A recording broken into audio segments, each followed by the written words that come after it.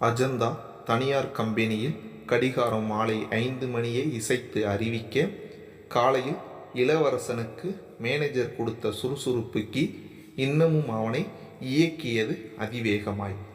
கண்ணுக்கு மையழகு என மனைவி பத்மாவின் அலைபேசி அழைப்பு அழைக்க, ஹலோ, என்ன பத்மா? என்னங்க, இப்போதான் நான் பள்ளிக்கூடத்திலிருந்து வீட்டுக்கு வந்தேன்.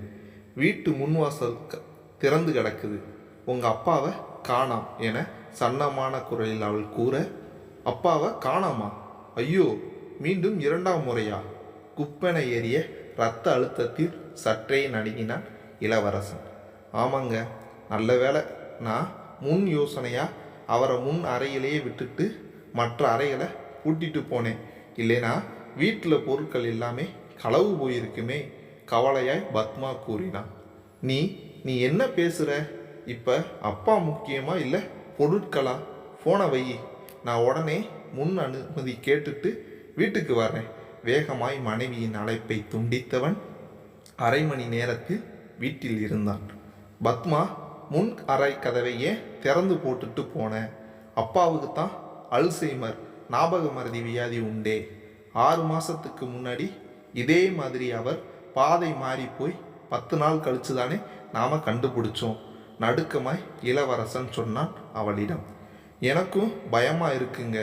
நான் பள்ளிக்கூடம் கிளம்பும்போது வாசல் வந்து நின்னவரை நான் உள்ளே விரட்டிட்டா கதவை பூட்ட முடியும் என்றாள் பத்மா. இப்போ தம்பி முத்துரசாவுக்கு வேற பதில் சொல்லணுமே. அன்னைங்கிற பொறுப்பு இல்லாமல் நடந்துக்கிட்டேன்னு நறுக்குன்னு கேட்பானே. தன் வலது கை கட்டை விரல் நகத்தை பாதி கடித்து துப்ப, உண்மைதாங்க, அப்பா இங்கே வந்து அடுத்த மாதத்தோட 6 மாதம் முடியுது. அதுக்கப்புறம் அவர் அடுத்த 6 மாதம் உங்கள் தம்பி வீட்டில் தான். ஆனால் நமக்கு இப்போ இப்படி பிரச்சனை வந்துருச்சு. அது மட்டும் இல்லைங்க, அவர் போகும்போது தன் பர்சையும் கொண்டு போயிட்டாரு என்றவளாய் அலைமாரியை குடைந்தாள் பத்மா. போச்சுடா, இன்னைக்கு காலையில் தான் அவசர தேவைக்கு அப்பா கிட்ட பணம் கேட்டேன். மாலையில் தர்றேனாரு. இனி என்ன செய்ய என கவலைப்பட்டான் இளவரசர். மாத கடைசி வேற. உங்கள் அப்பா உங்களை நம்பி டெபிட் கார்டையும் தரமாட்டார். அவரோட மாநில அரசு ஓய்வூதியத்தை நம்பி தான் நம்ம பொழப்பே ஓடுது. எனக்கும் சொற்ப சம்பளம் தான் உங்களை மாதிரி என பத்மா மேலும் புலம்ப, ஐயோ, வாயை மூடேன். இப்போ அவரை எப்படி எங்கே நான் தேடுவேன் என கேட்டான். இப்படியே இங்கே நின்னா எப்படி?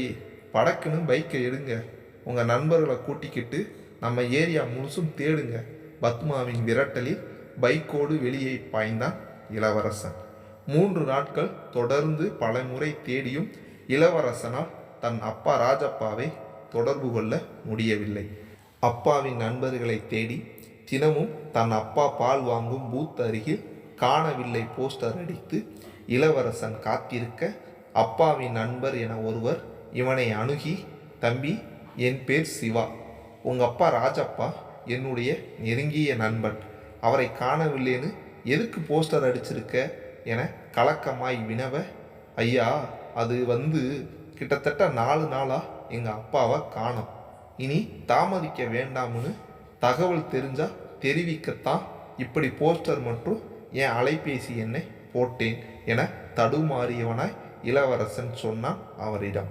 அடடா, நான் அவனை பார்த்து பல நாட்கள் ஆச்சு, அதான் விஷயம் தெரியல. நீ ஏதாவது அப்பாவை கடுமையாக பேசிட்டியா, இல்லை வீட்டில் யாராவது பேசிட்டாங்களா என ஆழமாக அப்பாவின் நண்பர் இவனை மேலும் கீழும் பார்க்க, ஐயா, அதெல்லாம் இல்லை. அவருக்கு கொஞ்ச நாளாக ஞாபக மறதி வியாதி. அதுக்கு மருந்துகள் சாப்பிட்றாரு. அதோட எங்கள் அம்மா போனதும் தான் அனாதையானதா நினைக்கிறாரு. எங்களுக்கு அவர் வேணும் என கண்கள் கலங்கியபடி இளவரசன் சொன்னான் அவரிடம். சரி சரி, வருத்தப்படாதீங்க தம்பி. இனிமே அவன் சட்டப்பையில் அவனை பற்றிய தகவலை எழுதி மறக்காமல் வச்சிடுங்க. அவன் கட்டாயம் திரும்பி வந்துடுவான் என தைரியம் கொடுத்து விட்டு செல்ல, யோசனையாய் வீடு திரும்பினான் இளவரசன். மறுநாள் நண்பர் சிவாவுக்கு அவருடைய அலைபேசி புலனத்தில் ராஜப்பாவிடமிருந்து காலை வணக்கம் செய்தி வர, உடனடியாக ராஜப்பாவை அழைத்தார் சிவா. ஏய், என்னப்பா, எங்கே இருக்க? நாங்கள் எல்லாம் உன்னை தேடிக்கிட்டு இருக்கோம்.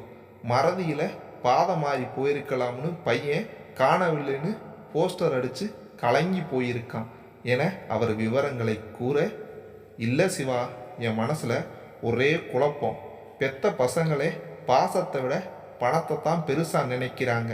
என் பார்வையில் இப்போ உள்ள இளைய சமுதாயம்தான் அதிகமாக பாதம் மாறி போகுது. பையன் அடித்தது காணவில்லை போஸ்டரா உண்மையிலே? இப்போ பண்பு, பாசம், உறவு, நட்பு இப்படி பலதும் காணவில்லை, அதான் உண்மை என குரல் தழுதழுக்க சொல்லி வருத்தப்பட்டார். நீ சொன்னது முற்றிலும் உண்மை கிடையாது. நான் நேரில் போய் உன் பையன் மருமகள் கிட்ட பேசினேன். அவங்களோட பணத்தேவையை மாதம் மாதம் நீ பூர்த்தி செய்கிறதா சொன்னாலும் உண்மையிலே உன் மேலே ரொம்ப பாசமாக தான் இருக்காங்க, இது உறுதி. இப்போ உள்ள விரைவு வாழ்க்கையில் எல்லோருக்கும் புரிதல் ரொம்ப குறைவாக இருக்குது. மன அழுத்தம் மிக அதிகமாக இருக்குது. அதுக்கு நமக்குள்ள உரிமையோட மனம் விட்டு பேசுறது குறைஞ்சது தான் முக்கிய காரணம்.